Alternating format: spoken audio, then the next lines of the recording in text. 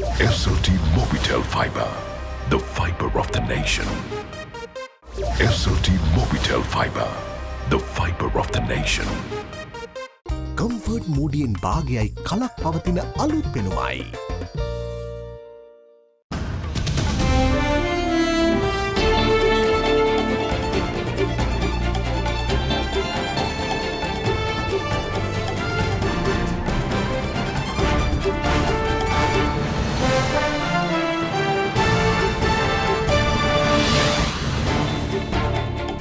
Tonight, building up. The visiting FIFA president promises funds for a mega football stadium in Sri Lanka.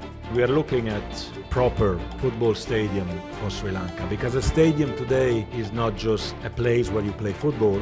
A stadium is an icon for a country. If you have one country in South Asia who can participate in the World Cup, this will boost football in the whole region. Down to brass tacks. The finance minister says hard decisions are needed for state-operated enterprises. President and myself and many others in the government like to see this happen. Within a very short period, we will debate it and make drastic decisions for this type of thing. Claiming and shaming. Parliament heats up on opposition beggar tourist comments as AITC MP reads the Riot Act to the government. Make every part of this island a plurinational country where everyone can contribute so that the Tamil nation can ask its diaspora to invest. Not so bad. A new Delta variant is discovered in Sri Lanka, but researchers say it's not such a big deal. We won't expect much of a difference compared to the parent Delta variant in the transmissibility and clinical symptoms of the sublineages. All this and much more coming up on this Friday, the 19th of November 2021.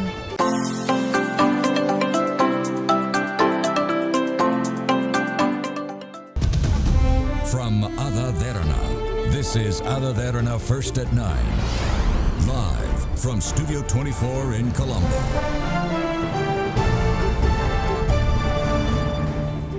Good evening and welcome to First at 9. I'm Shanella Fernando in your top stories for tonight.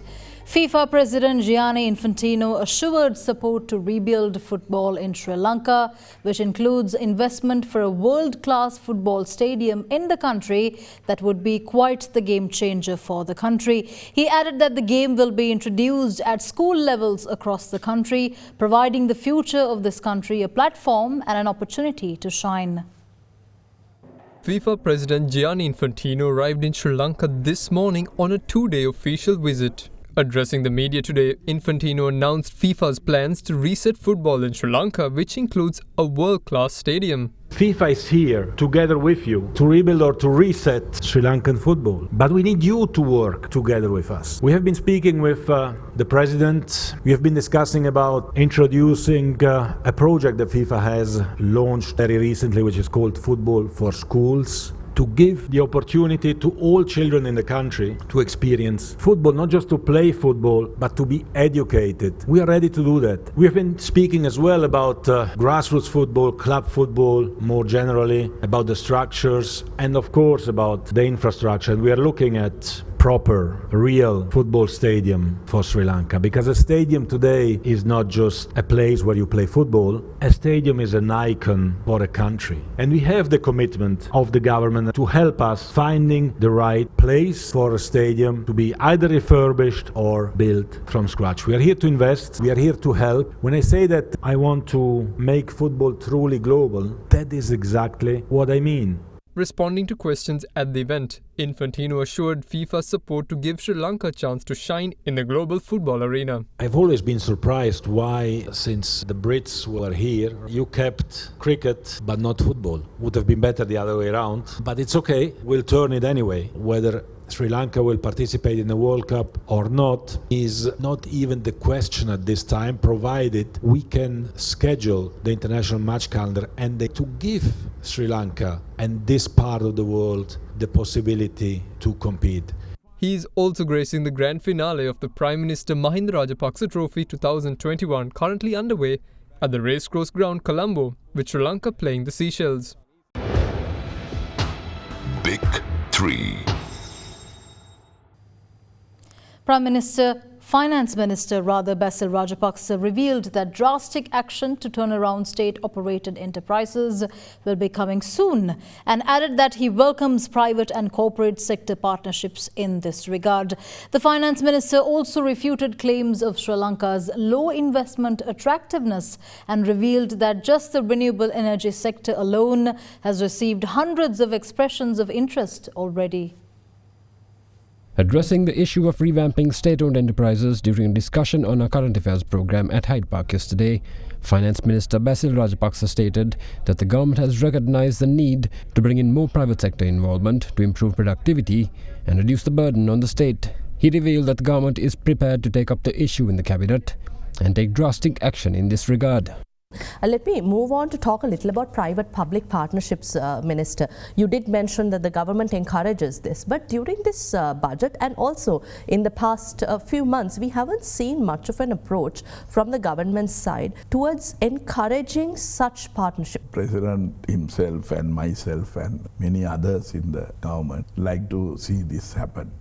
But there are a few areas we have to look, because it's a debatable thing. Within a very short period, we will debate it and make drastic decisions for this type of things. What will your approach be now as Finance Minister? You have the power and you have the authority to make these decisions now. Yes, in a way I have power, but also we don't have the power.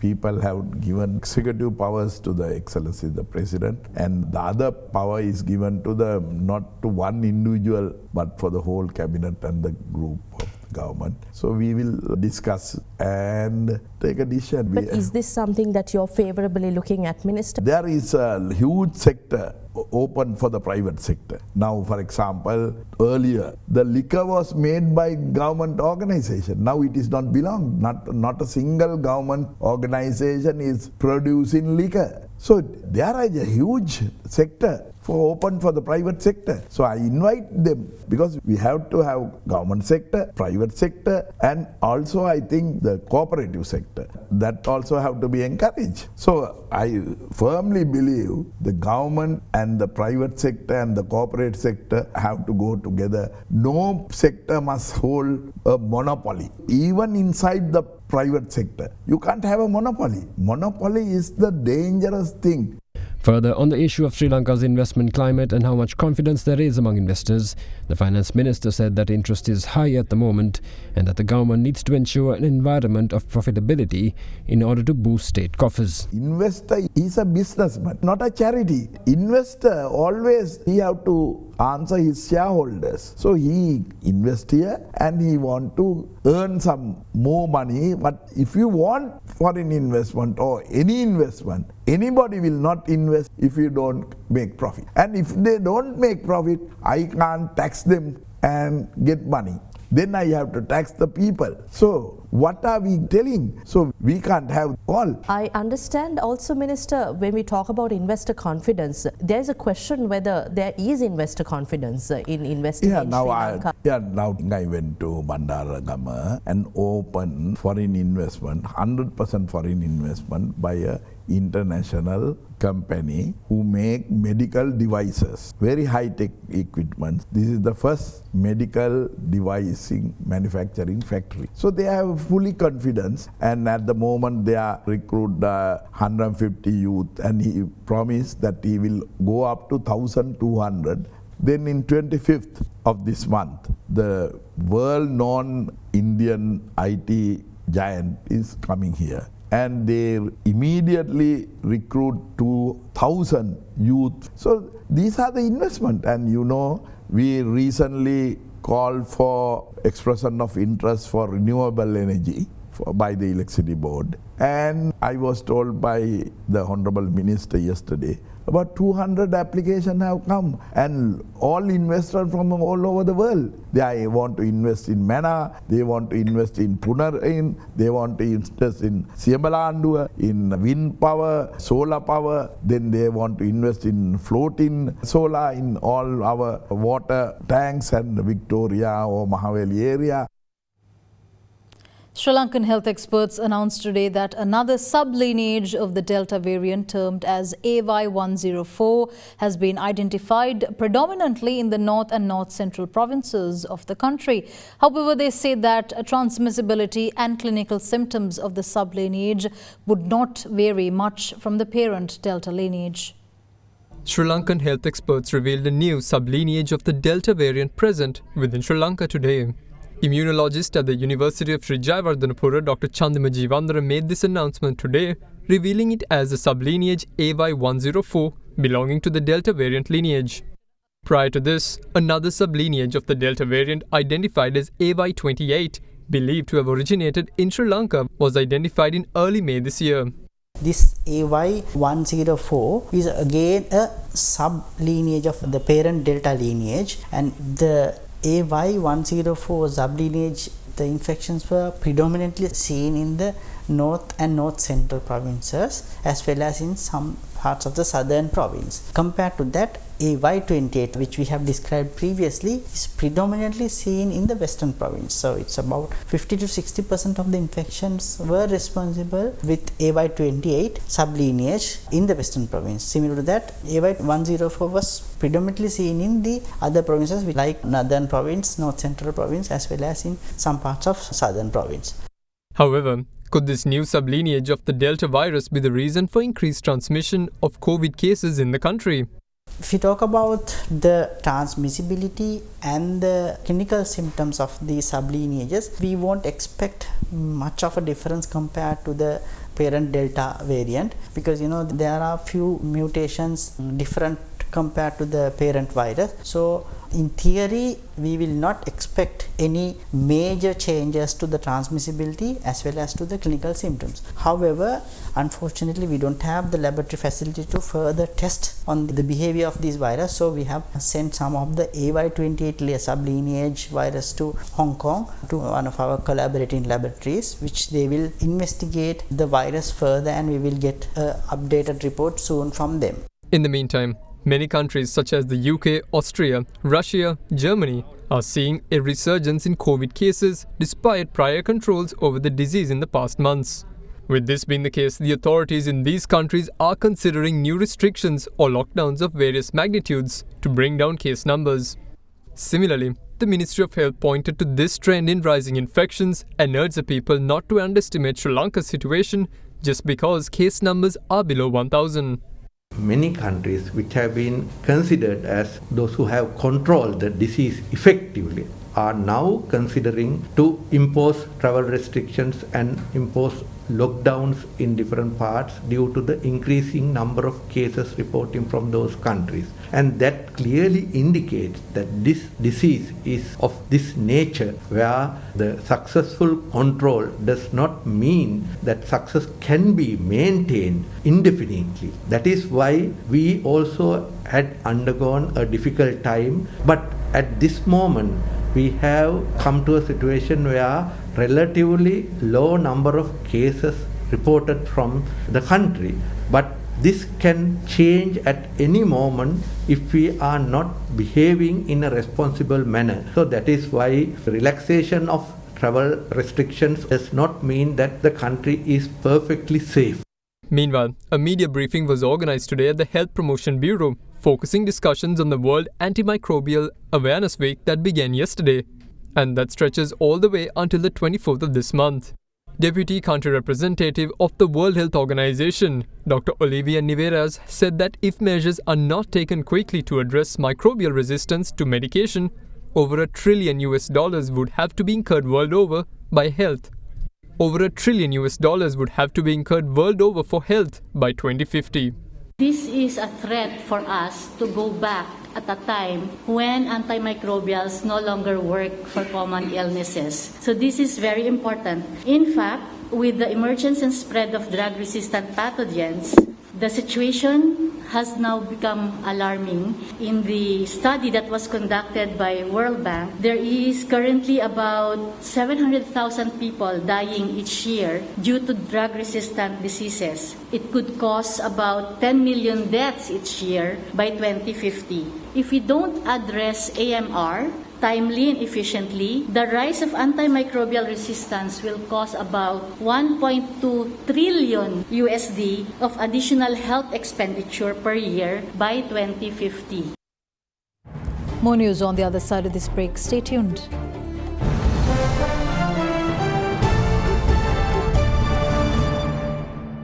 මිලියන 18.8 නිවස ලක්ෂ 5ක් ගෙවා දැන්ම වෙන් කරවා ගන්න mulberry residence.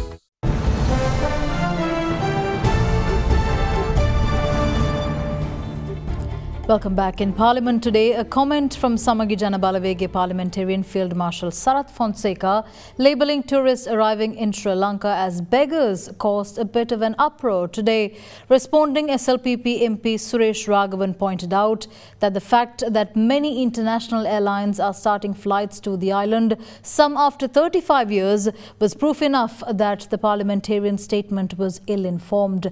In the meantime, Ahila Ilange Tamilarasa Katchi Tamil Congress MP Gajendra Kumar Ponnambalam called on the government to transform Sri Lanka into a plurinational state that will open the door to Tamil diaspora investments.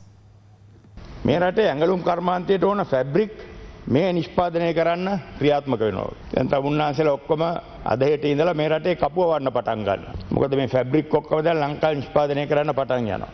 ඊළඟට අපි දැක්කා එතුමා කියනවා තවත් සීනියක් තමයි rubber නිෂ්පාදනය වැඩි කරනවලු. අපට වුණා පෞගිය දස්සල වාරි මාර්ගයමතිත් කියනවා සිංහරාජය කපලා රබර් රවනවා කියලා. අනිත් එක ඉතින් අපි එතුමෙන් අහන්න ඕනේ කාබනික පොහොර දාලා දන්නේ නැහැ රබර් නිෂ්පාදනය වැඩි කරන්න කියලා. මොකද මේ දවස්වල හැමදේම නිෂ්පාදන හොඳට කිරියෙන් පැණියෙන් උතුරන කාලයක් තියෙනවා. ඊළඟට එතුමා ආපහු කිව්වා සංචාරකයන්ට ලංකාව ගමනාන්තය කරනවලු. අපි දන්නා මේ රටේ සංචාර ක්ෂේත්‍රය කොහොමද තියෙන්නේ අපිට තියෙන අර මූදු වෙරළ නැත්නම් සංචාරකයන්ට අපේ දෙන්න කිසිම දෙයක් නැහැ. අපි දන්නා සංචාර ක්ෂේත්‍රයේ මේ රටට එන්නේ ලෝකයේ අනිත් රටවල් වලට යන්න බැරි හිඟන්නෝ විතරයි. පාරයින පේන්ටියක් වඩ එකක් කාලය යන අය. දැන් චීනෙන් එන සංචාරකයින්ගෙන් 80%ක් යනවා මාලදිවයිනට හිඟන්නෝ ටික 120ක් මෙහෙට එනවා. මම මේ මොහොතේදී කියන්න කැමතියි මට කලින් අපේ රටේ එකම ෆීල්ඩ් මාර්ෂල් වරයා වන සරත් ෆොන්සේකා මහත්මයා ඔහුගේ කතාවේදී කළ එක්තරා අසත්‍යයක් නිවැරදි කරන්නට. ඔතුමා සභාවෙන් පිට වෙන්නට කලින් මම එතුමාට කිව්වා මේක නැති වෙලාවේ කරන අපහාසයක් නෙමෙයි. එතුමාගේ දත්තයන් හරිගස්ස ගන්නයි කියලා. ශ්‍රී ලංකාව විදේශිකයන්ගේ හිඟන්නන්ගේ ගමනාන්තය නොව මේකට සාක්ෂි දරන්නේ ගිය සතියේ දවස් 10කට කලින් අවුරුදු 35කට වඩා නවතා තිබුණු ස්විස් ගුවන් සේවාව නැවත Tamanගේ ගුවන් ගමන් දෙකක් ශ්‍රී ලංකාවට කොළඹට ස්විස් නගරයේ සිට ආරම්භ කර තිබීම අපට දෙන සංඥාවක්. එතුමා මතක් කළගත යුතුයි ශ්‍රී ලංකාව මගේ මාතෘ භූමිය හුදෙක් වෙරළවල් වලට පමණක් නෙමෙයි ලෝක ප්‍රසිද්ධ වෙන්නේ. ප්‍රසිද්ධ වෙන්නේ අපි සිංහල දෙමළ අනෙක් ජාතීන් හැටියට ගොඩනගාගෙන තිබෙන සංස්කෘතික ත්‍රිකෝණයක් තිබෙනවා. ඒ සංස්කෘතික ත්‍රිකෝණය තමයි අවුරුදු 2500ක ඉතිහාසයේ ලෝකෙට කියාපාන අපේ සංස්කෘතිය. ඒක බලන්නයි සුදු අය එන්නේ.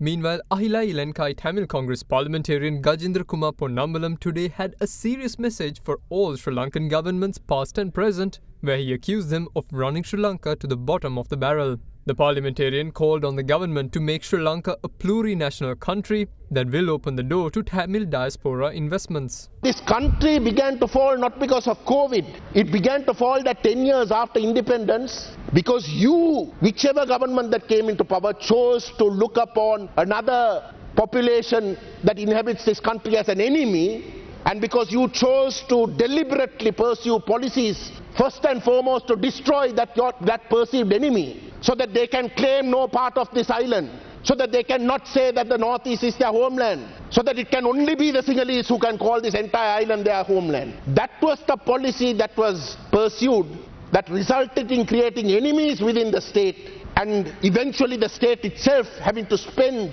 vast amounts of its money in trying to pursue a military option in order to continue to pursue that idea of this being purely a single Buddhist country. Well, you succeeded in the sense that you've made sure that the war was brought to an end. Well, you've had 12 years since the war came to an end. What are your achievements? In the last 12 years, the first the Mahinda Rajapaksa government for 5 or 6 years, then thereafter the Ranil Wickremesinghe Maitripala Sirisena government. What have you achieved? And now you have COVID where you have taken a nosedive. You're scraping the barrel. Even now, you rather not reconsider your past. When we say Sri Lanka has to change, take a new path, 74 years of this unitary state has been a disaster. You have systematically plummeted the country to ground zero. Rethink. You have nothing to lose because you have hit rock bottom. Rethink, make every part of this island a plurinational country where everyone can contribute. Rethink so that the Tamil nation can ask its diaspora to contribute, to invest. You rather not do that. You rather cling to this notion of a unitary state and fight the war and try and win the war against the Tamils. You became indebted to countries. Now what is happening? To pay that debt, you're selling off your country to those countries. Honestly, aren't you ashamed? Touch your heart and say whether you actually think that your children have a future in this country. 74 years, and this is what you have to show. If you go down the path that you have been going, you're going to sink even further. And you sink to such a point that your own ideal Sinhala Buddhist nation will decamp. And they are decamping. I mean, so many citizens are lining up to get passports to go abroad. They are not all Tamil. Vast majority of them are Sinhalese. Rethink. Put an end to a 74-year stupidity that has brought this country to this stage. Foreign Minister Professor G.L. Pires called for collective action to safeguard maritime shipping lanes and the ocean space from pollution-related disasters, while inviting the global community to establish a fund to recover environmental damage and losses from such incidents. He made these remarks addressing the 21st Indian Ocean Rim Association Council of Ministers meeting held in Dhaka on Wednesday. The 21st Indian Ocean Rim Association Council of Ministers meeting was hosted by the incoming Chair, People's Republic of Bangladesh, welcoming its 23 member states and 9 dialogue partners in Dhaka on Wednesday. The theme for 2021 to 2023 tenure, which is harnessing the opportunities of the Indian Ocean sustainably for inclusive development, was also announced during the meeting. Foreign Minister Professor G.L. Pires took charge as the Vice Chair of IORA for the 2021 to 2023 period at the 21st Council of Ministers meeting. During the event, he called for collective action to safeguard maritime shipping lanes and ocean space from pollution-related disasters. Referring to Sri Lanka's biggest marine catastrophe, the MV Express Pearl disaster, which polluted beaches and seas with plastic noodles and hazardous and noxious materials, the minister stated that the environmental impact was not only felt in Sri Lanka but goes beyond the island's waters, with long-term repercussions for the marine environment. Emphasizing the importance of regional cooperation in maritime safety and security, he added that Sri Lanka will spearhead proposing collective action to avert or mitigate such disasters on livelihoods as well. To that end, he called on the global community to establish a fund to recover environmental damage and losses, considering the magnitude of the consequences of such incidents. Moreover, the Foreign Minister requested the member states and dialogue partners to continue to deepen cooperation in order to address the region's challenges and to also seize the many opportunities for shared progress. In the ongoing court case on the fertilizer issue, the interim enjoining order against China-based Qingdao Sivin Biotech, its local agent and the People's Bank was further extended by the Colombo Commercial High Court today until the 30th of this month. The enjoining order prevents the People's Bank from making any payment under a letter of credit opened for the Chinese company's shipment of fertilizer to Sri Lanka that was found to contain harmful bacteria. Making submissions during the last hearing of the case, the legal counsel representing the Ceylon Fertilizer Company Limited pointed out that under the tender contract, even though the Chinese company was required to ship sterilized organic fertilizer, it had admitted that the consignment in question may contain microorganisms.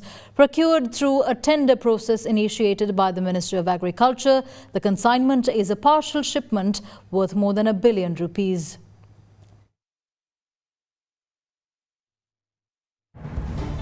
We'll return after this short commercial break. Do stay with us.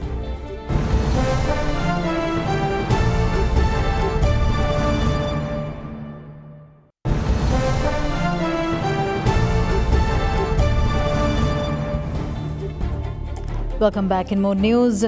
After close to 6 centuries, the world's longest partial lunar eclipse took place earlier today, lasting for 6 hours and 1 minute. However, even though Sri Lankans were unable to witness this phenomenon, experts at the Colombo University say that in the coming days, the alignment of Jupiter, Saturn and Venus in a straight line will be observable. Most parts of the world, especially North America, large parts of South America, Polynesia, Eastern Australia and Northeastern Asia were able to witness the longest partial lunar eclipse to take place after almost 6 centuries. The partial lunar eclipse, where more than 97% of the moon's surface, which was covered with the Earth's shadow, lasted for 6 hours and 1 minute. The lunar eclipse, also dubbed as the blood moon or beaver moon, took place between 11:32 am and 5:33 pm in local time. And such a long period of lunar eclipses has never occurred recently. The long time duration is due to the slow motion of the moon at this time, because the moon is orbiting around the earth in an elliptical orbit. When the moon is situated between the earth and the moon, the distance is furthest. That is what we call apogee. When the moon is situated in that position, the moon is moving slow. On December 4th, there will be a total solar eclipse, but it is visible only in the Antarctica part of the world and also to South Africa and Namibia and such countries. And that eclipse is also not visible to Sri Lanka. Even though Sri Lankans weren't able to witness today's eclipse and the next one, Professor Jayaratna said that another celestial event taking place in the coming days would however be visible to the islanders. If you look at the western sky just after sunset, you can see 3 brightest planets, Jupiter, Saturn and Venus, in a straight line. In the evening sky, till about 8:30 pm, it is good to identify the planets. Saturn is at the center, Venus is the closer to the horizon.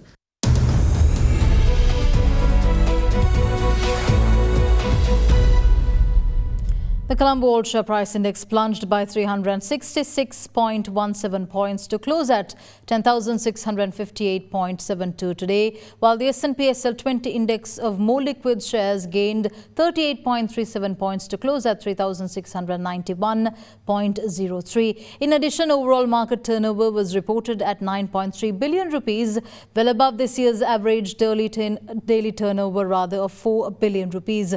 Now here's Dimantha Matthew with today's market update.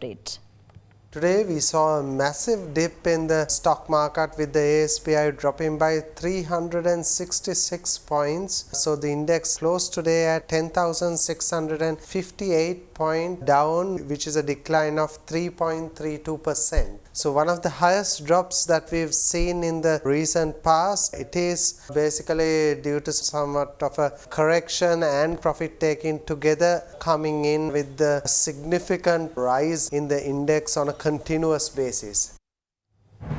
With that, we wrap up tonight's edition of First at 9. Good night.